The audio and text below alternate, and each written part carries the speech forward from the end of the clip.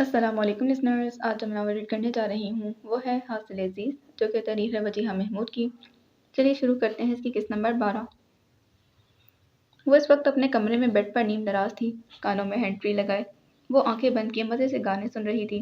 گہرے سبز رنگ کی شلوار قمیض پہنے وہ دوپٹے سے بنیاز لیٹی تھی، بالوں کو کھلا چھوڑ رکھا تھا۔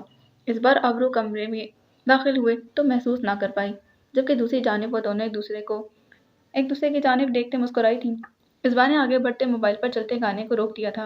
اچانک گانے کی آواز رک جانے پر اصبا نے آنکھیں کھولی تھی اور دونوں کو سامنے دیکھتے فوراً اٹھ بیٹھی۔ تم لوگ کب آئے؟ وہ ہینڈ فری کانوں سے نکالتی بولی، جب تم مزے سے گانے سن رہی تھی۔ ابرو کی بات پر اصبا بھی بولنے لگی، ابرو تم بھی رتبہ سے سیکھ لو کہ چھٹی کے مزے کیسے لیے جاتے ہیں۔ اصبا کی بات پر اصبا اپنے بال لٹکتے مسکرائی تھی۔ مجال ہے جو یہ چھٹی کے دن بھی کبھی میرے ساتھ گھر کے کاموں میں مدد کروا دے۔ وہ ابرو کی جانب دیکھتے شکوہ کر رہی تھی، جبکہ رتبہ اس کی بات کو انسنا کرتے اپنا موبائل اٹھانے لگی۔ ویسے تو یہ پورا دن یونیورسٹی ہوتی ہے، گھر کے کاموں سے اس کی جان چھوٹ جاتی ہے، مگر چھٹی کا دن بھی محترمہ اپنے کمرے میں گزارتی ہیں تاکہ کوئی کام نہ کرنا پڑ جائے۔ اصبا ابرو کو رتبہ کی شکایتیں لگا رہی تھی۔ ان دونوں کو باتوں میں مصروف دیکھتے رتبہ نے اپنا موبائل خاموشی سے سائڈ ٹیبل کے دراز میں ڈال دیا تھا۔ وہ انجان تھی کہ اس کی یہ حرکت ابرو کی نظروں سے چھپ نہیں سکی۔ جب اصبا رتبہ کی تمام شکایتیں لگا چکی تو رتبہ نے اسے مخاطب کیا، میری شان میں کچھ اور بھی کہنا چاہیں گی آپ؟ وہ طنزی انداز میں بولی، جس پر اصبا کے کہنے سے پہلے ابرو بول پڑی، رتبہ مجھے 2 منٹ کے لیے اپنا موبائل دینا۔ ابرو کی اس بات پر رتبہ کے چہرے کا رنگ ایک دم فک ہوا۔ رتبہ میں تم سے کہہ رہی ہوں۔ اس کے چہرے کے اڑے رنگ ابرو کی سوچ کو پختہ کر گئے تھے۔ تب رتبہ نے سست روی سے آگے بڑھتے اپنا موبائل دراز سے نکالا اور ابرو کی جانب بڑھایا تھا، کیونکہ اب اس کے پاس اس کے علاوہ کوئی راستہ نہیں تھا۔ یہ کس کا موبائل ہے رتبہ؟ ابرو لہجے میں سختی لیے گویا ہوئی۔ میرا موبائل ہے یہ، رتبہ نے اپنے چہرے کے تاثرات کو نارمل کرتے کہا۔ جہاں تک مجھے یاد پڑتا ہے یہ تمہارا موبائل نہیں۔ رتبہ تمہارا موبائل؟ یہ میرا نیا موبائل ہے، رتبہ ابرو کی بات کاٹتی بولی، جبکہ اس بات سنجیدگی سے ان دونوں کی باتیں سن رہی تھی۔ اور یہ نیا موبائل کہاں سے آیا؟ ابرو نیا کے الفاظ پر زور دیتے بولی، میری دوست نے مجھے گفٹ کیا ہے۔ رتبہ کی بات پر ابرو استہزائیہ ہنسی، یہ گفٹ یقیناً عمل نے دیا ہوگا۔ ابرو کے بات کے جواب میں رتبہ اپنا لہجہ مضبوط کرتے بولنے لگی، نہیں عمل نے نہیں، سعدیہ نے دیا ہے۔ وہ جھوٹ بول رہی تھی، یہ موبائل اسے عمل نے ہی دیا تھا۔ اس نے دیا اور تم نے لے لیا؟ ابرو کا لہجہ مزید سخت ہو گیا، تو میں اور کیا کرتی ابرو؟ تم اسے منع کر دیتی۔ ابرو رتبہ کی بات کاٹتی بولی، ابرو کسی کے تحفے کو انکار کرنے کا مطلب تم جانتی ہو؟ وہ منمنائی تھی، میں نے تمہیں بہت بار سمجھایا ہے رتبہ کہ کسی سے اتنے مہنگے تحفے تحائف مت لیا کرو، مگر تم باز نہیں آتی۔ ابرو لمحے بھر کو رکی تھی، بہت بار تمہیں سمجھایا کہ دوست اپنے جیسے اپنی کلاس کے بنایا کرو، مگر تم پتہ نہیں کب سمجھو گی۔ ابرو کے لہجے میں تعصب تھا، وہ پہلے بھی بہت بار رتبہ کو روک چکی تھی، مگر رتبہ ہمیشہ اسے مایوس کرتی تھی۔ اس کی تمام دوستوں کا تعلق اپر کلاس سے تھا۔ مگر ابرو دوست تو دوست ہوتا ہے، کلاس سے کیا فرق پڑتا ہے؟ بہت فرق پڑتا ہے رتبہ، دو لوگ جن کا رہن سہن، سوچ اور خیالات، کلاس یہ سب میل جول نہ کھاتے ہوں، ان کے درمیان قائم کیا گیا کوئی بھی رشتہ قائم نہیں ہوتا۔ ابرو کی بات پر اصبا نے بھی اس بات میں سر ہلاتے اس کی بات کی حمایت کی تھی۔ مگر ابرو، اگر مگر کچھ نہیں رتبہ، تم یہ موبائل کل ہی اسے واپس کرو گی۔ ابرو کی بات پر رتبہ فوراً بولی، تم کیسی باتیں کر رہی ہو ابرو؟ میرے بارے میں کیا سوچے گی؟ رتبہ کی آواز بلند تھی، جو بھی سوچے تم اسے کل یہ واپس کرو گی۔ ابرو کا لہجہ اٹل تھا، ابرو وہ مجھ سے ناراض ہو جائے گی، میں کیسے؟ رتبہ میں نے ایک بار کہہ دیا نا۔ ابرو کے لہجے میں غصہ تھا۔ رتبہ خاموش ہوتے اس بات میں سر ہلا گئی تھی، مگر وہ دل ہی دل میں ارادہ کر چکی تھی کہ وہ یہ موبائل کسی صورت عمل کو واپس نہیں کرے گی۔ ابرو مزید کوئی بات کیے بغیر کمرے سے چلی گئی تھی، جبکہ اصبا نے رتبہ کو مخاطب کیا، رتبہ تم کب باز آؤ گی؟ ابرو پہلے بھی تمہیں کتنی بار سمجھا چکی ہے، مگر مجھے اکیلا چھوڑ دو اصبا۔ رتبہ نے تیزی سے اس کی بات کاٹی، رتبہ میری بات، میں ہی یہاں سے چلی جاتی۔ وہ اس کی بات دوبارہ کاٹتے بیڈ سے اٹھی اور کمرے سے چلی گئی تھی، جبکہ پیچھے بیٹھی اصبا تعصب بھری نگاہوں سے اسے دیکھتی رہی۔ ماضی صبرینا کا رو رو کر برا حال ہو چکا تھا۔ وہ تاشفین کے پاس جانا چاہتی تھی، مگر امو جان اسے روکے ہوئے تھی۔ کچھ دیر بعد وہ صبرینا کو کچھ سمجھاتے دوسرے کمرے میں بھیج چکی تھیں۔ ان کی ٹانگوں کا درد بڑھتا جا رہا تھا۔ تھوڑا سا چلنے کے بعد ایسے ہی اپنی ٹانگیں بے جان محسوس کرتی تھیں۔ اب وہ پاس بیٹھے زاویار سے مخاطب تھیں۔ زاوی بیٹا، جاؤ بھائی کو بلا کر لاؤ۔ زاویار ان کی بات سنتا بھاگتا ہوا گیا، مگر تاشمین نے اس کے دروازہ بجانے اور امو جان کے پیغام پر کوئی جواب نہیں دیا تھا۔ وہ بھی دروازہ بجا ہی رہا تھا کہ نور بھی اس کے ساتھ آتے دروازہ بجا کے رونے لگی۔ بھائی پلیز آپ باہر آ جائیں، امی بہت رو رہی ہیں۔ وہ خود بھی رو رہی تھی۔ اس کی آواز اور بات پر تاشمین کا دل یکدم بے چین ہوا تھا۔ اس کی ماں جس کی آنکھ میں ایک آنسو بھی وہ برداشت نہیں کر پاتا تھا، آج اس کے رونے کا وہ سبب بنا تھا۔ مگر دوسری جانب دماغ میں فوراً اپنا مدعا بیان کیا کہ اس کی ماں ہی اس کی ساری محرومیوں کی ذمہ دار ہے۔ دل اور دماغ کی جنگ میں چند لمحوں بعد جیت دل کی ہوئی تھی۔ اس نے دروازہ کھولا، جس پر نور فوراً بھاگتے اس کے گلے لگ گئی تھی۔ بھائی آپ امی کو چپ کروائیں نا، وہ بہت رو رہی ہیں، وہ روتے ہوئے بولی، جس پر تاشمین نے اس کے آنسو صاف کرتے اسے اپنے ساتھ لگایا تھا، جبکہ زاویار نے ایک بار پھر امو جان کا پیغام دہرایا، جس پر وہ اسبات میں سر ہلاتا امو جان کے کمرے کی جانب چل پڑا۔ امو جان کے کمرے میں پہنچتے امو جان نے زاویار اور نور کو سبرینا کے پاس بھیج دیا تھا اور تاشمین کو مخاطب کیا۔ تاشمین بیٹا، ادھر آؤ، میرے پاس بیٹھو، وہ اسے اپنے قریب بلاتی بولی تھی۔ تاشمین قدم اٹھاتا ان کے قریب گیا تھا۔ میں تمہیں شروع سے لے کر آخر تک ہر ایک بات بتاؤں گی، اس کے بعد تمہارا جو بھی فیصلہ ہوگا وہ ہمیں منظور ہوگا، مگر وہ رکی تھی۔ ایک بات یاد رکھنا بیٹا، تمہاری ماں نے اپنی زندگی میں بہت اذیتیں سہی ہیں، ہر قدم پر ٹھوکریں کھائی ہیں، دھوکے کھائے ہیں، مگر اتنی تکلیف کے بعد بھی آج وہ زندہ ہے تو صرف تمہارے لیے۔ اس نے اپنی زندگی کی ساری خواہشات، خوشیاں تم پر قربان کی ہیں بیٹا۔ ان کی بات پر تاشمین بولنے لگا، مگر امو جان وہ جھوٹی ہیں، انہوں نے میری زندگی کا اتنا بڑا سچ، اتنی بڑی حقیقت مجھ سے چھپائی ہے۔ میرا باپ، اس کی آواز رند گئی تھی۔ امو جان نے اسے اپنے ساتھ لگایا، وہ آج بھی ان کے لیے وہی 8 سالہ تاشمین تھا۔ تمہارے سارے شکوے جائز ہیں بیٹا، مگر تحمل سے پہلے میری بات پوری سنو۔ وہ یہ کہتے بولنے لگی اور سبرینا کی فیضی سے ہوئی پہلی ملاقات سے لے کر آج تک ہوا ہر واقعہ اس کے گوش گزار کر دیا تھا، جبکہ سامنے بیٹھے تاشمین کے چہرے پر بہت سے تاثرات ابھرے، جن میں افسوس، خوشی اور غصہ شامل تھا۔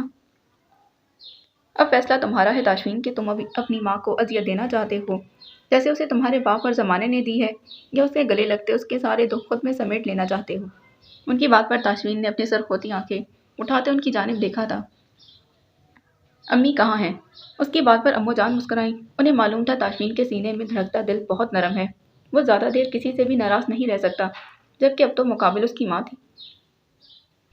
امو جان کے اشارہ کرنے پر دوسرے کمرے کی جانب چلا گیا تھا، جہاں سبرینا بیڈ پر بیٹھی تھی۔ زاویار بھی اس کے پاس بیٹھا تھا، جبکہ نور اس کی گود میں سر رکھے لیٹی تھی۔ تاشمین کو اپنے سامنے دیکھتے سبرینا کی آنکھیں بھیگنے لگیں۔ مجھے معاف کر دو بیٹا، وہ بیڈ سے اٹھتی بولی، جس پر تاشمین نے آگے بڑھتے اسے اپنے گلے سے لگا لیا تھا۔ وہ قد میں اسے بڑا تھا۔ وہ سبرینا کو اپنے ساتھ لگائے نہ جانے کتنی دیر ایسے ہی کھڑا رہا۔ وہ دونوں رو رہے تھے اور ان کے آنسوؤں کی وجہ صرف ایک ہی شخص تھا، فیضی۔ تاشمین نے نرمی سے سبرینا کو خود سے الگ کرتے اس کا ماتھا چوما اور اس کے آنسو صاف کرتا بولنے لگا، بس امی، اب آپ مزید نہیں روئیں گی۔ اس کی آواز روننے لگی تھی۔ مجھے معاف کر دو تاشمین، میں نے سب حقیقت تم سے، وہ ہاتھ جوڑے کہنے لگی، مگر تاشمین اس کے جڑے ہاتھ تھامتے بولا، معافی آپ کو نہیں مجھے مانگنی چاہیے امی، جس نے آپ کی قربانیوں کا یہ صلہ دیا کہ محض ایک بات سنتے آپ سے بدگمان ہو گیا۔ اس کی بات پر سبرینا روتے ہوئے بولی، نہیں بیٹا، تمہیں معافی مانگنے کی ضرورت نہیں، میں تمہاری گنہگار نہیں امی، میری گنہگار آپ نہیں، وہ رکا تھا، میرا باپ ہے۔ اس کے لہجے میں نفرت تھی۔ آج پہلی بار اپنے باپ کا سارا سچ جان لینے کے بعد اس کے دل میں اپنے باپ کے لیے صرف ایک ہی جذبہ پیدا ہوا تھا، نفرت۔ مت روئے امی، وہ سبرینا کو دوبارہ اپنے ساتھ لگاتا بولا تھا، میں آپ کا بیٹا ہوں، صرف آپ کا۔ وہ صرف کے لفظ پر زور دیتا بولا اور پاس کھڑے زاویار اور نور کو اپنے پاس بلاتے انہیں بھی اپنے ساتھ لگا لیا تھا۔ وہ چاروں ایک ساتھ کھڑے تھے، جبکہ دوسرے کمرے میں موجود ڈاکٹر عافیہ کے چہرے پر ایک آسودہ مسکراہٹ تھی۔ بلا شبہ وہ ایک فرشتہ سے عورت تھی۔ چونکہ آج اتوار کا دن تھا، وہ گھر پر ہی موجود تھا۔ وہ اس وقت لاؤنج میں بیٹھا اسکرین کی جانب دیکھ رہا تھا، جہاں نیوز اینکر ملک کے بگڑتے مالی حالات کا احوال بیان کر رہی تھی۔ اچانک اس کی سماعت سے موبائل کی آواز ٹکرائی تھی۔ اس نے گردن موڑتے آس پاس دیکھا۔ وہ رابعہ بیگم کا موبائل تھا، جو سامنے رکھے ٹیبل پر پڑا تھا، جس پر اس وقت سہیلہ بیگم کی کال آ رہی تھی، اور رابعہ بیگم یقیناً اس وقت اپنے کمرے میں تھی۔ اس نے ہاتھ آگے بڑھاتے فون اٹھایا تھا اور کال اٹینڈ کر لی۔ السلام علیکم پھپھو، دوسری جانب سے آتی آواز پر اس کے لب بے ساختہ مسکراہٹ میں ڈھلے۔ وہ اس کی آواز پہچان چکا تھا۔ وعلیکم السلام۔ آفاق کی آواز سنتے دوسری جانب موجود اسبا کو گویا سانپ سونگھ گیا تھا۔ ہیلو ہیلو، دوبارہ دوسری جانب سے کوئی آواز نہ آنے پر آفاق بولا تھا، جبکہ دوسری جانب اسبا بولنے کے لیے الفاظ تلاش کر رہی تھی۔ آفاق کو معلوم تھا وہ لائن پر موجود ہے، مگر بولنے سے کترا رہی ہے۔ ہیلو اسبا۔ اس بار آفاق کے منہ سے اپنا نام سنتے اسبا کی کنفیوژن میں مزید اضافہ ہوا۔ وہ امی پھپھو سے بات کرنا چاہ رہی ہیں، آپ امی سے بات کر لیں۔ اس نے ایک ہی سانس میں پورا جملہ کہتے فون جلدی سے صالح بیگم کو پکڑا دیا تھا۔ اس کی اس حرکت پر آفاق دوبارہ مسکرایا۔ وہ خود اپنی مسکراہٹ سے انجان تھا۔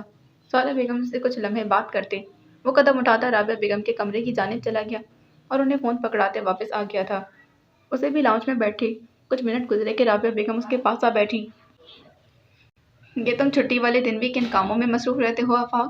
کبھی مجھے بھی وقت دے دیا کرو، 2 گھڑی مجھ سے بھی بات کر لیا کرو۔ ان کے اس گلے پر آفاق نے پہلے اسکرین پر لگی خبروں کو بند کیا اور پھر اپنا رخ رابعہ بیگم کی جانب کرتا کہنے لگا، امی میرا سارا وقت آپ کا ہی تو ہے، آپ بتائیں کیا بات کرنی ہے آپ کو؟ وہ مسکراتے ہوئے بولا۔ اس کی بات پر رابعہ بیگم اس کی جانب دیکھتے کہنے لگی، اب تم اپنے بارے میں سوچو آفاق۔ ان کی بات پر آفاق کے چہرے پر الجھن ابھری، جس پر رابعہ بیگم نے اپنے پاس رکھی چند تصاویر نکالتے آفاق کی جانب بڑھائی تھی۔ یہ تصاویر دیکھو۔ آفاق نے سوالیہ نگاہوں سے رابعہ بیگم کی جانب دیکھا۔ میں تمہارے لیے لڑکی ڈھونڈ رہی ہوں آفاق، میں چاہتی ہوں کہ اب میں تمہارے اور محمل کے فرض سے سبکدوش ہو جاؤں، مگر امی میں اس بار تمہارا کوئی انکار نہیں سنوں گی۔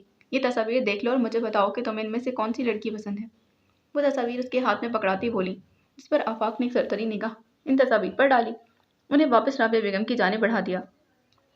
مجھے کوئی پسند نہیں امی۔ اس کی بات پر رابعہ بیگم خفگی سے بولی، کیوں، کیا برائی ہے ان میں؟ کوئی برائی نہیں امی، مگر میری پسند ایسی نہیں ہے۔ تو پھر تم ہی بتا دو کہ تمہاری پسند کیسی ہے، رابعہ بیگم غصے سے بولی۔ اس سے پہلے کہ آفاق بولتا رابعہ بیگم بولنے لگی، آفاق اگر تمہیں کوئی لڑکی پسند ہے تو مجھے بتاؤ، میں اس کے گھر رشتہ لے کر جاؤں گی۔ ان کی بات پر آفاق بولنے لگا، نہیں امی ایسی کوئی بات نہیں ہے، میرا مطلب ہرگز یہ نہیں تھا، آپ کی پسند ہی میری پسند ہے۔ اس کی اس بات پر رابعہ بیگم کے چہرے پر اطمینان ٹھہرا تھا۔ اگر ایسی بات ہے تو پھر مجھے تمہارے لیے ایک لڑکی پسند ہے، اگر تمہیں کوئی اعتراض نہ ہو تو میں تمہارے لیے بات کروں۔ رابعہ بیگم کی بات پر آفاق بے اختیار بولا تھا، کون؟ رابعہ بیگم کے کچھ کہنے سے پہلے محمل جو کچھ فاصلے پر کھڑی تھی ان دونوں کی باتیں سن رہی تھی، فوراً بول پڑی، اسبا۔ اس کی آواز پر دونوں اس کی جانب متوجہ ہوئے، جبکہ رابعہ بیگم مسکراتے بولنے لگی، ہاں آفاق مجھے اسبا تمہارے لیے بہت پسند ہے، اگر تمہیں کوئی اعتراض نہ ہو تو میں صالحہ سے بات کروں۔ ان کی بات پر آفاق کے ذہن کے پردے پر بے اختیار اسبا سے ہوئی ملاقاتیں لہرانے لگیں۔ وہ اپنے دل کی کیفیات پر حیران تھا۔ آفاق اس بار انکار مت کرنا، رابعہ بیگم کے لہجے میں چھپے اصرار پر وہ بولنے لگا، امی مجھے سوچنے کے لیے کچھ وقت چاہیے۔ اس کی بات پر رابعہ بیگم بولنے لگی، ٹھیک ہے آفاق، مگر اس بار انکار مت کرنا۔ وہ دوبارہ اپنی بات دہراتی کمرے کی جانب چلی گئی تھی، جبکہ پیچھے کھڑی محمل آفاق کے قریب آئی تھی۔ ویسے بھائی ایک بات کہوں؟ اس کی بات پر آفاق نے اس کی جانب دیکھتے اس بات میں سر ہلایا، آپ کی اور رمجھم میرا مطلب ہے اسبا کی جوڑی بہت اچھی لگے گی۔ وہ یہ کہتے بھاگ گئی تھی، رابعہ بیگم کے پیچھے چلی گئی، جبکہ پیچھے کھڑا آفاق اس کی بات پر مسکرایا تھا اور پھر اپنی مسکراہٹ پر حیران بھی ہوا۔ اس کے دماغ میں اس وقت سوچوں کا ایک الجھا ہوا جال موجود تھا، جسے جلدی سلجھاتے اسے فیصلہ کرنا تھا۔ اس نے دلیا باؤل میں ڈالتے باؤل ٹرے میں رکھا، اپنا رخ امو جان کے کمرے کی جانب کیا۔ امو جان کی طبیعت پچھلے 2 ماہ سے شدید خراب تھی، علاج کے باوجود ان کی طبیعت سنبھل نہیں پا رہی تھی۔ سبرینا ان کے لیے بہت پریشان رہتی تھی۔ اس نے لاؤنج سے گزرتے سامنے لگی گھڑی پر نظر ڈالی تھی، 2 بج چکے تھے۔ زاویار اور نور اسکول سے واپس آنے ہی والے تھے۔ تاشفین کا ایڈمیشن ایک میڈیکل یونیورسٹی میں ہو چکا تھا۔ اس نے کمرے میں داخل ہوتے نگاہ سامنے بیڈ پر لیٹی امو جان پر ڈالی، جو بیڈ پر آنکھیں مودے نیند دراز تھی۔ ان کے ہاتھ میں تسبیح موجود تھی۔ سبرینا مسکراتے آگے بڑھتے ان کے قریب آ گئی تھی۔ امو جان، اس نے نرمی سے پکارتے ٹرے سائڈ ٹیبل پر رکھی، مگر اس کی پکار کے جواب میں امو جان خاموش رہیں۔ امو جان اٹھ جائیں، میں آپ کے لیے دلیا لے کر آئی ہوں۔ اس کے دوبارہ پکارنے پر بھی امو جان اپنی جگہ سے نہ ہلی تو سبرینا پریشان ہو گئی، ان کے جانب پلٹتے انہیں اٹھانے لگی۔ امو جان، وہ مسلسل انہیں پکار رہی تھی، مگر امو جان کا وجود ساکت تھا۔ اچانک سبرینا کے حرکت دینے پر ان کا تسبیح والا ہاتھ ایک طرف ڈھلک گیا تھا۔ سبرینا کے ہاتھ پاؤں پھولنے لگے، وہ تیز دھڑکنوں کے ساتھ آگے بڑھتے ان کی نبض دیکھنے لگی تھی۔ سچ شوگر کی ان کی نبض چل رہی تھی، مگر رفتار بہت کم تھی۔ وہ تیزی سے باہر بھاگی، اپنا موبائل اٹھاتے کسی کو کال ملانے لگی۔ कुछ ही देर बाद वो हॉस्पिटल के कॉरिडोर में मौजूद थी। इधर उधर चक्कर लगाते वो बार बार अपने आंसू साफ कर रही थी। डॉक्टर आफिया को हार्ट अटैक आया था। वो रोते हुए मुसलसल उनकी सेहतयाबी के लिए दुआ मांग रही थी। इतने में एक जानिब से ताशमीन, जावियार और नूर आते दिखाई दिए। नूर और जावियार यूनिफॉर्म में थे, जबकि ताशमीन ने इस वक्त स्याह जीन्स के साथ ऑफ वाइट शर्ट पहन रखी थी। वो तेजी से उसके करीब आए। नूर फौरन सबरीना से लिपट गई थी, जबकि जावियार और ताशमीन उसके पास ही खड़े थे। अम्मो जान के लिए दुआ करो बेटा, सबरीना रोते हुए नूर को खुद से लगाए उन दोनों की जानिब देखते बोली थी। इतने में ऑपरेशन थिएटर का दरवाज़ा खुला और डॉक्टर बाहर आए थे।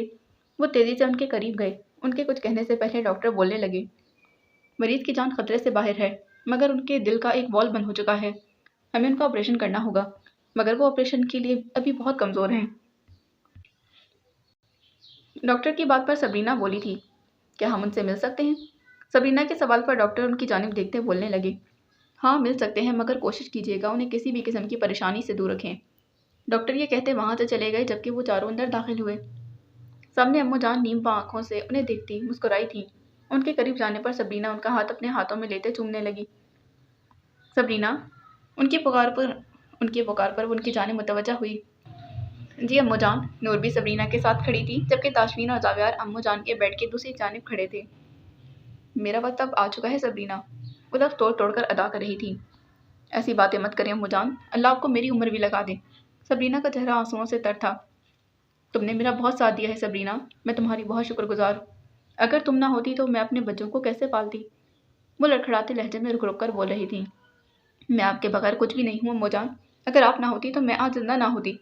सबरीना की बात पर अम्मू जान के चेहरे पर अफसरदा मुस्कुराहट आई थी। जान लेने और देने वाली ज़ात तो सिर्फ अल्लाह की है सबरीना, इसमें मेरा कोई कमाल नहीं। एक आंसू उनकी आंख से निकलता उनके रुखसार पर आ गया था। मेरे पास अब ज़्यादा वक्त नहीं रहा सबरीना, मैं जल्द साइम और हलीमा से जा मिलूंगी। अल्लाह का वास्ता है अम्मू जान, ऐसी बातें मत करें। सबरीना के रोने पर नूर जो पहले ही रो रही थी, उसकी आंसू में मजीद रवानी आ गई थी, जबकि ज़बियार का चेहरा भी भीगने लगा।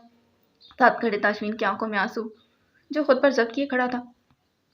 बच्चों मेरे पास आओ, वो बमुश्किल अपने हाथ से उन्हें इशारा करती बोली थी। उनकी आवाज़ पर वो सब उनके करीब आ गए थे। अपना और अम्मी अपना और अपनी अम्मी का बहुत ख्याल रखना। वो रुकी, उनकी आंखों से आंसू बह रहे थे। ताशमीन, अपनी अम्मी को कभी दुख मत देना। उनकी सांस उखड़ने लगी। ताशमीन ने अपने आंसू साफ करते इस बात में सर हिला दिया था और उन्हें मुखातिब किया, आप फिक्र मत करें अम्मू जान, मैं अम्मी का ख्याल रखूंगा, आपको कुछ नहीं होगा अम्मू जान। उसने ये कहते झटके से उसने ये कहते झुकते हुए उनके माथे को चूमा। आज से यही तुम सबकी अम्मू जान है। उनके सीने में बाएं जानिब शदीद दर्द उठने लगा था। तकलीफ के आसार उनके चेहरे पर वाज़ेह थे। हमेशा एक दूसरे के साथ मोहब्बत और इत्तेफाक से रहना, कभी एक दूसरे का दिल मत दुखाना। वो सीने पर बाएं जानिब हाथ रखती कह रही थी।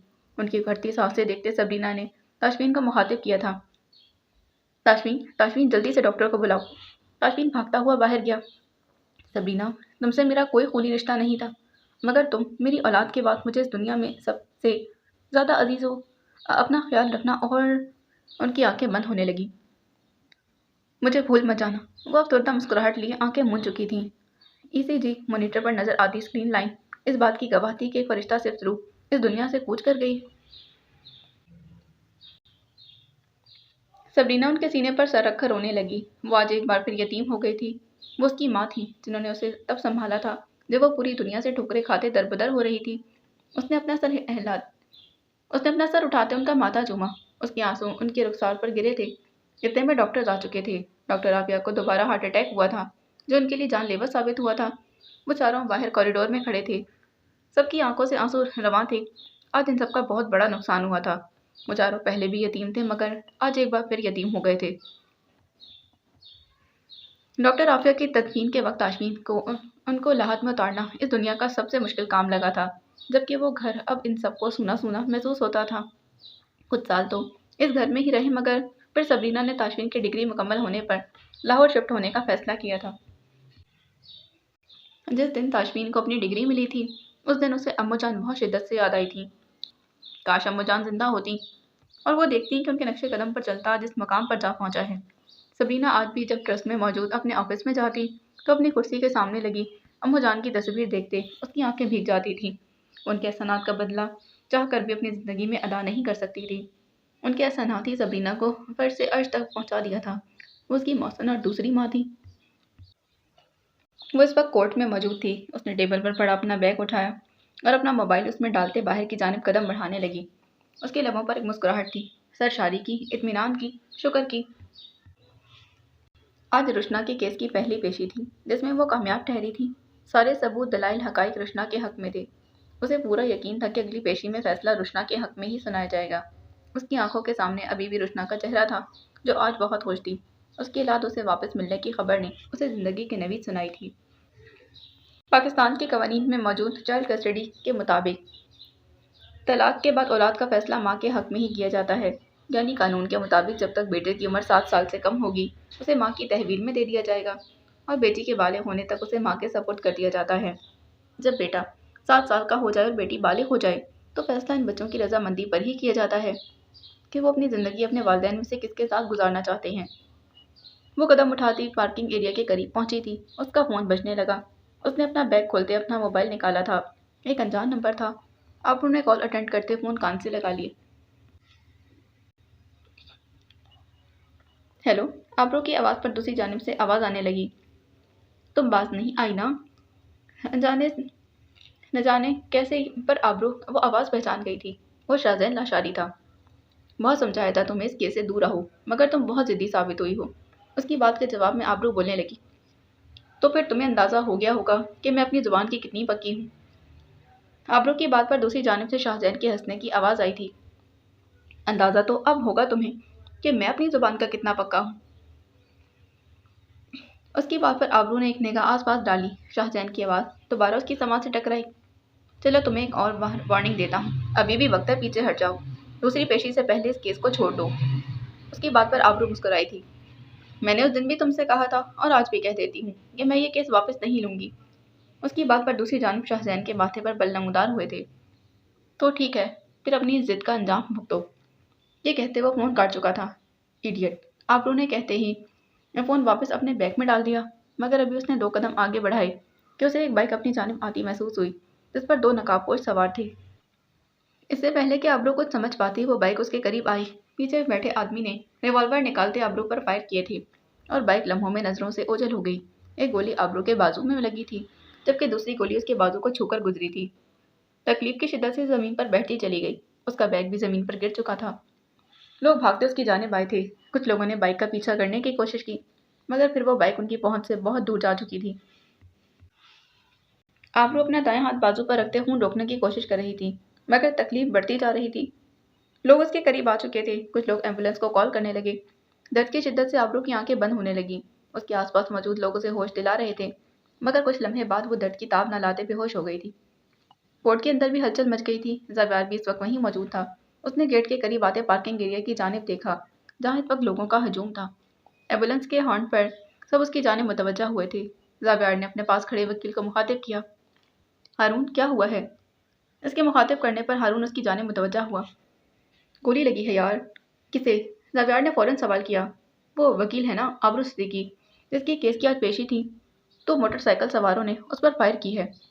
ज़ावियार का दिमाग भग से उड़ा था। वो भागकर इस हजूम के पास गया था, मगर एम्बुलेंस आबरू को ले जा चुकी थी। उसके दिमाग में अचानक ख्याल आया। वो अपना मोबाइल निकालते तेज तेज उंगलियां चलाने लगा था। कुछ लम्हे बाद वो एक नंबर डायल कर रहा था। स्क्रीन पर जगमगाता नाम ताशवीन का था। वो लोग इस वक्त हॉस्पिटल के कॉरिडोर में मौजूद थे। सौल्या बेगम और रुतबा इस वक्त दीवार के साथ लगे बेंच पर बैठी थी। सौल्या बेगम का रो रो कर बुरा हाल था। उनसे कुछ फासले पर ज़ावियार दीवार के साथ टेक लगाए, दोनों हाथ सीने पर बांधे, दीवार की जानिब देख रहा था। उसका चेहरा बहुत संजीदा था, जबकि कुछ फासले पर ताशवीन खड़ा था, जिसके चेहरे के तासुरात बहुत संजीदा और मुतफक्किर थे। आबरू इस वक्त ऑपरेशन थिएटर में थी। मेरी बच्ची, सौल्या बेगम रोते मुसलसल उसे पुकार रही थी। ताशवीन कदम उठाता उनके करीब आया था। आंटी, आप इतनी परेशान मत हों। गोली आबरू के बाजू में लगी है, खतरे की कोई बात नहीं। आप मत रोएं, वरना आपकी तबीयत बिगड़ जाएगी। ताशवीन उनको तसल्ली देता बोला। ज़ावियार भी चलता उनके करीब आया था। भाई ठीक कह रहे हैं आंटी, आप परेशान मत हों, सब ठीक हो जाएगा। ज़ावियार की बात पर रुतबा ने उसकी जानिब देखा। उसने आज पहली बार उसे इतना संजीदा देखा था।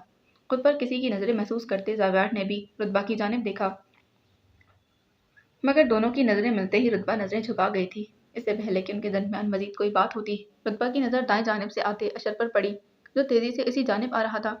उसने उनके करीब पहुंचते सबको सलाम किया और सौल्या बेगम को मुखातिब किया।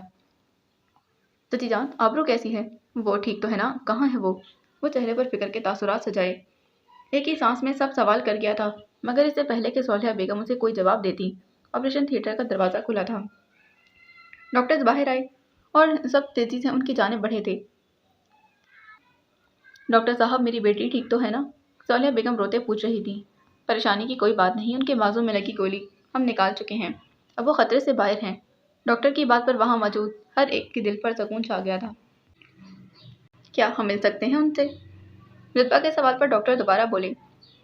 جی مل سکتے ہیں، مگر کوشش کیجیے گا ان کے پاس زیادہ رش نہ ہو۔ ڈاکٹر یہ کہتے وہاں سے چلے گئے۔ صالحہ بیگم نے اپنے آنسوؤں سے تر چہرہ صاف کرتے اللہ کا شکر ادا کیا کہ اشر نے انہیں مخاطب کیا۔ چچی جان میں ابرو سے مل لوں؟ اس کے سوال پر تاشمین نے حیرت سے اشر کی جانب دیکھا۔ ہاں بیٹا جاؤ، پہلے تم مل لو۔ ان کے جواب پر اشر قدم اٹھاتا اندر داخل ہوا، مگر پیچھے کھڑا زابیار اور تاشمین حیرت سے ایک دوسرے کو دیکھنے لگے۔ ان دونوں کے دماغ میں اس وقت یہی سوال گونج رہا تھا کہ یہ آخر کون ہے؟ آنٹی یہ کون ہے؟ زابیار دماغ میں آئے سوال کو صالحہ بیگم سے پوچھ بیٹھا تھا، یہ جانے بغیر کہ ان کا جواب اس کے تاشمین کے لیے بہت بھاری ثابت ہونے والا ہے۔ بیٹا یہ ان کے تایا کا بیٹا ہے اشر، اور ابرو کا شوہر بھی۔ ان کے جواب پر زابیار کو حیرت کا جھٹکا لگا تھا، جبکہ اس کے پیچھے کھڑے تاشمین کو لگا جیسے اس کا دھڑکتا دل تھم گیا ہو، اسے سانس لینے میں دشواری ہونے لگی۔ ابرو کا شوہر؟ زابیار کی ناسمجھی سے پوچھنے پر صالحہ بیگم دوبارہ بولی تھی۔ ہاں بیٹا ابرو اس کی منکوہا ہے۔ صالحہ بیگم کی بات پر تاشمین کو اب مزید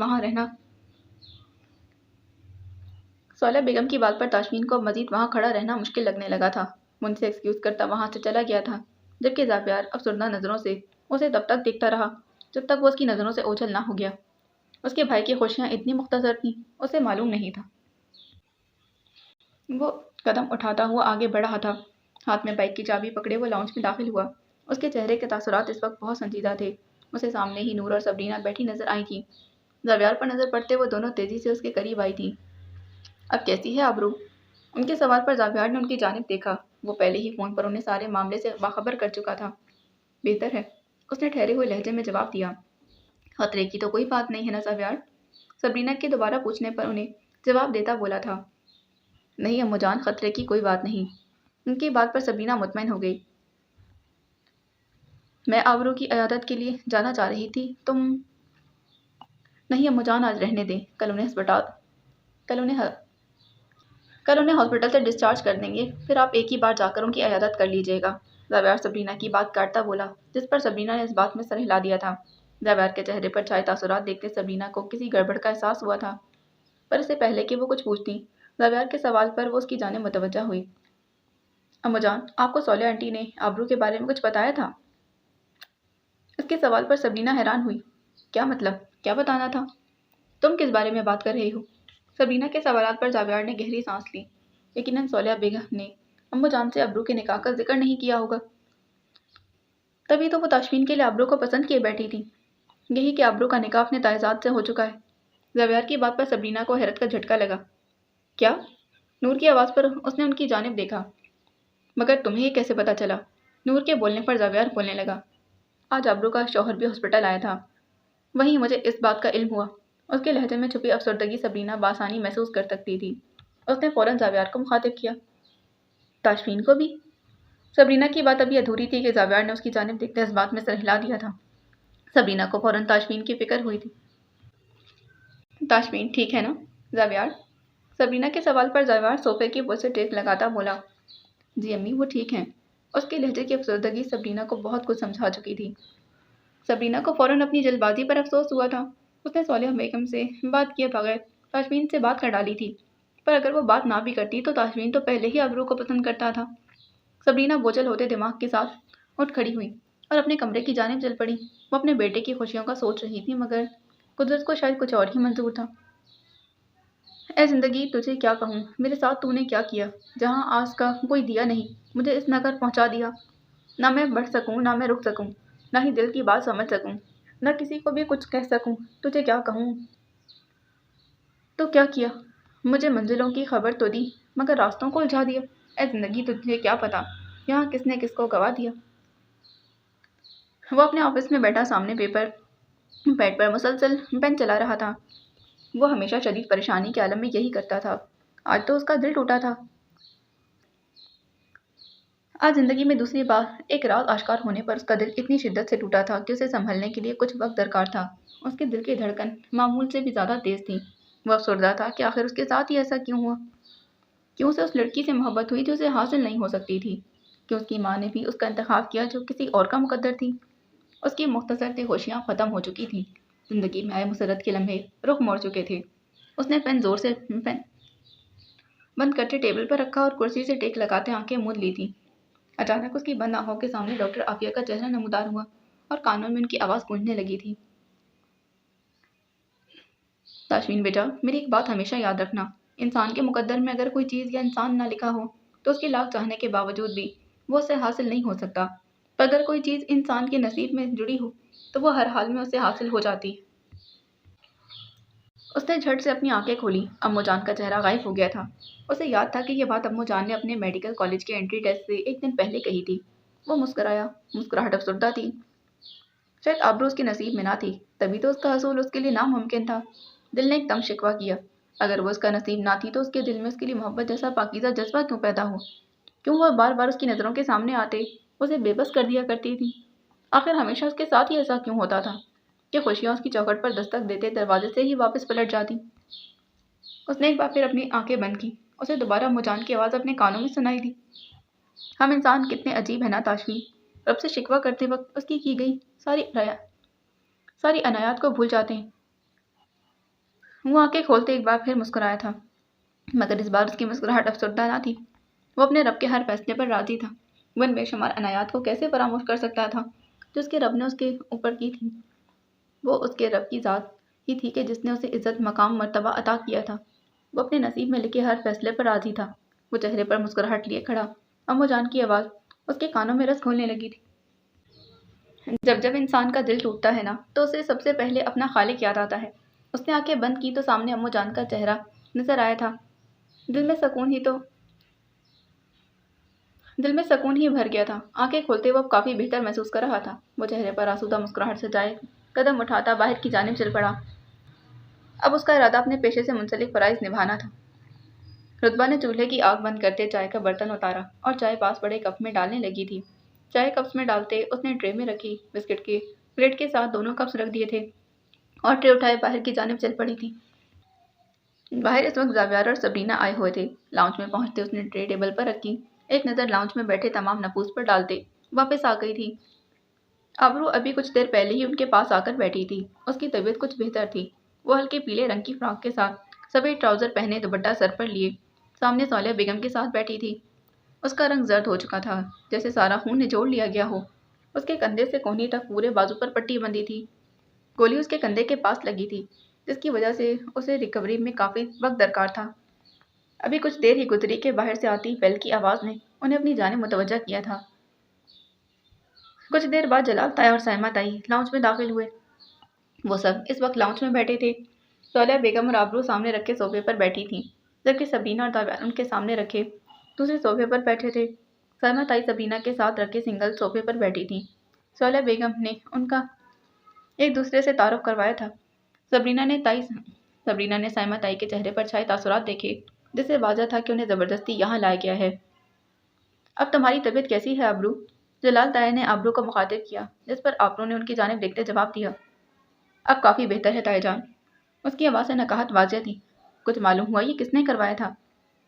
ان کا اشارہ فائرنگ کی واردات کی جانب تھا، جس پر آبرو نے ایک نظر صالحہ بیگم پر ڈالی اور پھر بولنے لگی تھی۔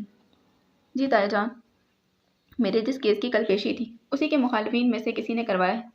وہ یہ کہتے خاموش ہو گئی، جبکہ جلال تائی بولنے لگے۔ میں اسی لیے وکالت کے حق میں نہیں۔ ان کی بات پر آبرو نے حیرت سے ان کی جانب دیکھا۔ یہی حال سبرینا اور زاویار کا بھی تھا۔ میں نے پہلے بھی تمہیں کہا تھا یہ نوکری چھوڑ دوں، مگر تم نے ہماری بات نہیں مانی، مگر اب تم مزید کی نوکری نہیں کرو گی۔ ان کی بات پر آبرو فوراً بولی۔ مگر تائی جان، اس طرح تو ان کا مقصد پورا ہو جائے گا۔ وہ تو یہی چاہتے ہیں کہ ہم اس حادثے کے بعد گھر بیٹھ جاؤں۔ تو کیا مطلب، تم اپنی جان پر کھیلو گی؟ جلال تائی کے ماتھے پر بل نمودار ہونے لگے۔ تائی جان، جان لینے والے سے جان بچانے والی ذات بڑی ہے، اور اگر ہر کوئی اپنی جان کا سوچ کر پیچھے ہٹتا جائے گا تو مظلوموں کو انصاف کون دلائے گا؟ آبرو کی بات پر جلال تائی لاجواب ہو گئے تھے۔ یہ دلائیں گے مظلوموں کا انصاف؟ सैमा ताई तंज़ी अंदाज में बड़बड़ाई, मगर उनकी बड़बड़ाहट सबरीना के कानों तक रसाई हासिल कर चुकी थी। हम ये फैसला कर चुके हैं आबरू कि अब तुम मजीद कोई नौकरी नहीं करोगी, क्योंकि हम अब जल्द अशर से तुम्हारी रुखसती की तारीख तय करने वाले। वो ये कहते आबरू के सर पर बम फोड़ चुके थे, जबकि सबरीना और ज़ावियार उनके माबैन होने वाली गुफ्तगू और रवैयों को देख रहे थे। मैं अशर से बात कर चुका हूँ, वो भी यही चाहता है कि शादी के बाद तुम ये नौकरी छोड़ दो, और वैसे भी कल पेश आने वाला ये हादसा तुम्हें घायल करने के लिए काफ़ी है। मगर ताईजान, मैं ये नौकरी नहीं छोड़ सकती। उसके उसके अल्फाज अटल मगर लहजा कमज़ोर था। आबरू, हम फैसला कर चुके हैं, जलाल ताया सख्ती से बोले, जिस पर आबरू ने दोबारा बोलने के लिए लब खोले ही थे कि सौल्या बेगम जो उसके साथ बैठी थी, उसके हाथ पर अपना हाथ रखते उसे अपनी जानिब मुतवज्जा किया, जिस पर आबरू ने फ़ौरन उनकी जानिब देखा। वो आंखों ही आंखों में से खामोश रहने का कह रही थी, जिस पर ना चाहते हुए भी आबरू खामोश हो गई थी। इन दोनों के दरमियान नज़रों का ये तबादला सबरीना और ज़ावियार ने बहुत गौर से देखा था। लॉन्च में मुकम्मल खामोशी छा गई थी, जिसको चंद सानिया बाद सौल्या बेगम की आवाज़ ने तोड़ा। जाओ अबरू बेटा, तुम आराम कर लो। उनके कहने पर अबरू खामोशी से उठती कमरे में चली गई थी, जबकि पीछे बैठे ज़ावियार और सबरीना के दिमाग में बहुत से सवाल पैदा होने लगे कि आखिर ऐसी क्या मजबूरी थी कि सौल्या बेगम ने अबरू का रिश्ता ऐसे तंग नज़र लोगों में किया। रात का 1 बज चुका था। वो इस वक्त अपने कमरे में बेड पर नींद दराज थी। खिड़की से आती चांद की रोशनी में उसका चेहरा दिखाई दे रहा था। वो बेड ग्राउंड से टेक लगाए आंखें मूंदे लेटी थी कि अचानक कुछ याद आने पर उसने अपनी आंखें खोली। उसकी सी आंखों की चमक मानंद पट्टी महसूस हो रही थी। उसने बमुश्किल अपना हाथ आगे बढ़ाते साइड टेबल से अपना मोबाइल उठाया था और कुछ देर बाद उसे वापस भी रख दिया। दर्द और तकलीफ उसके चेहरे से आया थी। उसकी आंखें अफसरदा थीं। उसने अपने बाजू पर बंधी पट्टी पर एक निगाह डाली। दर्द इस जिस्मानी जख्म का तो नहीं था। दर्द तो इन जख्मों का था जिन्हें लाख कोशिश के बावजूद भी वो भूल नहीं पाती थी। अशर और उसके घर वालों से होने वाली हर मुलाकात पर उसके वो जख्म ताज़ा हो जाया करते थे। अशर उससे मोहब्बत का दावेदार था, मगर आज तक वो आबरू के दिल में अपनी जगह नहीं बना पाया था, जिसकी वजह उसकी बुज़दिली थी। अगर वो वाकई से मोहब्बत करता था तो फिर वो क्यों अपने घर वालों की नज़र में उसकी इज्जत बनाने में एक अभी तक नाकाम था? क्यों वो इसके लिए कोई भी फैसला खुद नहीं कर पाता था? क्यों वो हर बार मोहब्बत और वफा के वादे करता इज्जत को फरामोश कर जाता था? आबरू के लिए इज्जत से बढ़कर कुछ नहीं था। वो अपनी पूरी ज़िंदगी में इज्जत को हमेशा मोहब्बत पर फ़ौक़ियत देती आई थी, क्योंकि उसका मानना था जिस मोहब्बत में इज्जत शामिल ना हो वो मोहब्बत कभी इंसान को सुख नहीं देती। वो अशर की इज्जत करती थी, मगर मोहब्बत नहीं। इन 4 सालों में उसने बहुत बार अपने दिल को समझाने की कोशिश की, मगर ये मामला उसे अपने इख्तियार से बाहर महसूस होता था।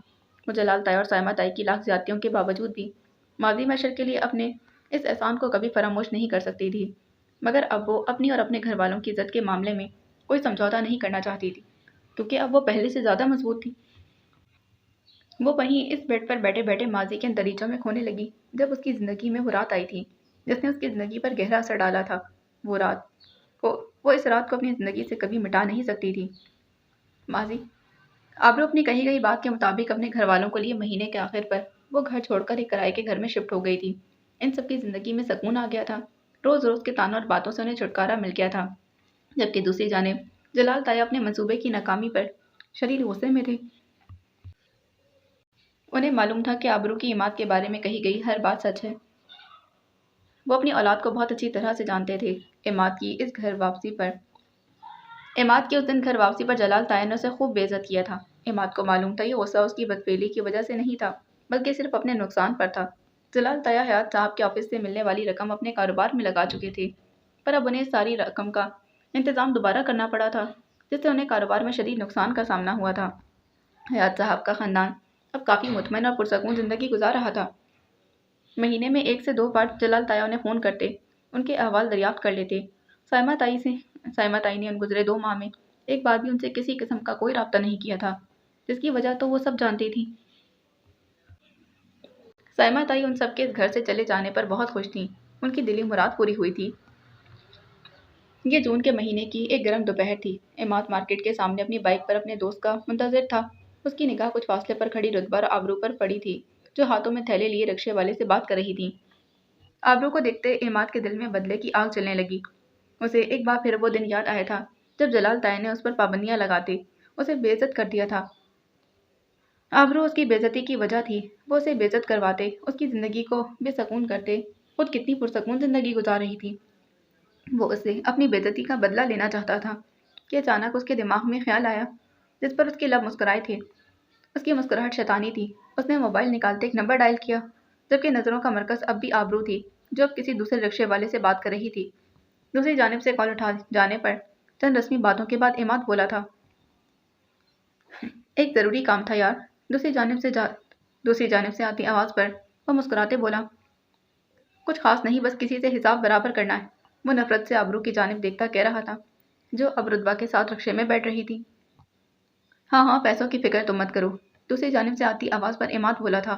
کچھ لمحوں بعد وہ فون کاٹ چکا تھا۔ رتبہ اور آبرو کا رکشہ عماد کے قریب سے گزرا تھا، جس کو دیکھتے عماد شیطانی مسکراہٹ لیے بولا، بہادری کا بہت شوق ہے نا تمہیں؟ اب دیکھتا ہوں کہ تم اپنی عزت کی حفاظت کیسے کرتی۔ وہ یونیورسٹی سے واپسی پر بس سے اترتے اب کچھ دور کھڑے رکشوں کی جانب بڑھ رہی تھی۔ گرمی اپنے جوبن پر تھی۔ وہ اس وقت گہرے نیلے رنگ کی شلوار قمیض کے ساتھ ہم رنگ دوپٹہ لیے ہوئے تھی۔ بار بار چہرے پر آتا پسینہ پوچھتے وہ فٹ پاتھ پر چل رہی تھی۔ اچانک سڑک پر گزرتی ایک وین اس کے قریب آ کر رکی۔ اس نے فوراً اس جانب دیکھا تھا۔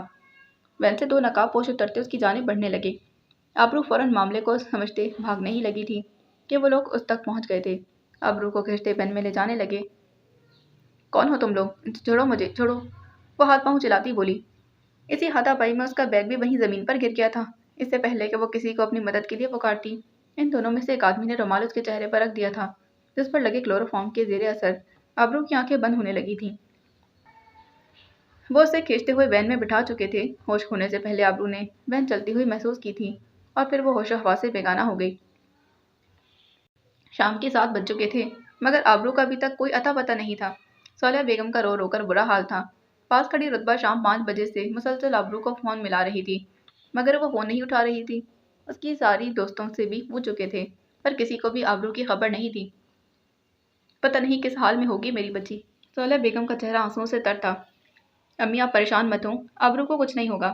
رتبہ ان کو دلاسا دیتے مسلسل آبرو کو فون ملا رہی تھی۔ بیٹا، اب ہمیں مزید دیر نہیں کرنی چاہیے، تم اپنے تایوں کو فون ملاؤ، انہیں سارے معاملے سے آگاہ کرو۔ صالحہ بیگم نے رتبہ کو مخاطب کیا، جس پر اس نے گہری سانس لیتے جلال تایا کو فون ملایا تھا، مگر فون دوسری جانب سے کاٹ دیا گیا۔ اس کے دوبارہ فون ملانے پر اس بار کال ریسیو کر لی گئی اور رتبہ نے سارا معاملہ ان کی گوش گزار کر دیا تھا۔ 2 گھنٹے بعد جلال تایا اور سائمہ تائی ان کے گھر پر موجود تھے۔ جلال تایا بہت سی جگہوں پر معلوم کروا چکے تھے، مگر آبرو کی کوئی خبر نہیں تھی۔ اب آخری حل صرف ایک ہی تھا کہ وہ تھانے جا کر اس کی گمشدگی کی رپورٹ درج کرواتے۔ ہاسپٹل سے بھی وہ معلومات لے چکے تھے، مگر آبرو کو ایسا کوئی حادثہ پیش نہیں آیا تھا۔ جلال تایا اشر کے ہمراہ رپورٹ درج کروانے کے لیے جا چکے تھے۔ ان کے جانے کے بعد سائمہ تائی نے اپنی زبان کے جوہر دکھائے۔ دیکھا صالحہ، اتنی آزادی کا نتیجہ؟ وہ نخوت سے بولی۔ بہت ضد کی تھی اس لڑکی نے الگ گھر لینے کی۔ اب مجھے سمجھ آ رہی ہے کہ وہ اتنی ضد کیوں کر رہی تھی۔ اس کی بات پر رتبہ بولی، کیا مطلب ہے آپ کی اس بات کا تائی؟ صاف سی بات ہے کہ تم اس سب کے لیے پریشان ہو رہے ہو، کیا پتہ وہ خود ہی کسی کے ساتھ۔ بس کر دیں تائی جان، رتبہ بلند آواز میں ان کی بات کاٹتی بولی، جس پر سائمہ تائی پھر بولنے لگی، اپنی آواز دھیمی رکھو لڑکی، ویسے بھی سچی باتیں کہاں کسی سے برداشت ہوتی۔ وہ تنفر سے بولی۔ اتنے میں جلال تایا واپس آ چکے تھے۔ وہ سامنے صوفے پر بیٹھے اپنا غصہ ان پر نکال رہے تھے۔ اسی وجہ سے میں تم لوگوں کے الگ گھر کو لینے کے لیے حق پر نہیں تھا۔ وہ غصے سے بولے، اب دیکھ لو اپنی منمانیوں کا نتیجہ۔ جلال تایا کے سامنے بولنے کی ہمت ان میں سے کسی میں بھی نہیں تھی۔ محلے والے طرح طرح کی باتیں بنا رہے ہیں، آخر جوان جہاں لڑکی دن دہاڑے کہاں جا سکتی ہے۔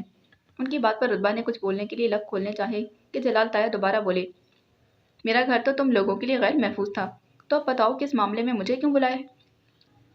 وہ دونوں میاں بیوی ان کے غم کو ہلکا کرنے کے بجائے ان کے زخموں پر نمک چھڑک رہے تھے۔ ان کے الفاظ دوسروں پر کیا اثر کر رہے تھے، انہیں کوئی فرق نہیں پڑتا تھا۔ عماد نے اپنی بائک اس مکان کے سامنے روکی اور دروازہ کھٹکھٹایا تھا۔ دروازہ کھلنے پر وہ اندر داخل ہوا۔ سامنے 2 آدمی بیٹھے کھانا کھا رہے تھے۔ عماد کی سماعت سے آبرو کی آوازیں ٹکرائیں جو زور زور سے دروازہ پیٹ رہی تھی۔ دروازہ کھولو، کون ہو تم لوگ؟ کیوں مجھے یہاں قید رکھا ہے؟ وہ مسلسل دروازہ بجائے جا رہی تھی۔ اسے ہوش کب آیا تھا؟ عماد کے سوال پر ان آدمیوں میں سے ایک نے چاولوں سے بھرا چمچ منہ میں ڈالتے جواب دیا، بس ابھی کچھ دیر پہلے۔ اس کی بات پر عماد نے اس بات میں سر ہلایا، آگے کا سارا پلان تم دونوں کو معلوم ہے نا؟ اس کے سوال پر ان دونوں نے اس بات میں سر ہلایا تھا، جس پر عماد مسکراتا کمرے کی جانب بڑھنے لگا۔ کچھ یاد آنے پر وہ پلٹا۔ اور ہاں، اسے کل تک بھوکا پیاسا رکھنا ہے۔ اور یہ کہتا قدم کمرے کی جانب بڑھانے لگا تھا۔ اس کا مقصد آبرو کو ایک رات گھر سے باہر رکھتے اس کے کردار کو داغدار کرنا تھا۔ وہ بدلے کی آنکھ میں اتنا اندھا ہو چکا تھا کہ وہ بھول گیا کہ اس کی اپنے گھر میں بھی ایک بہن موجود ہے۔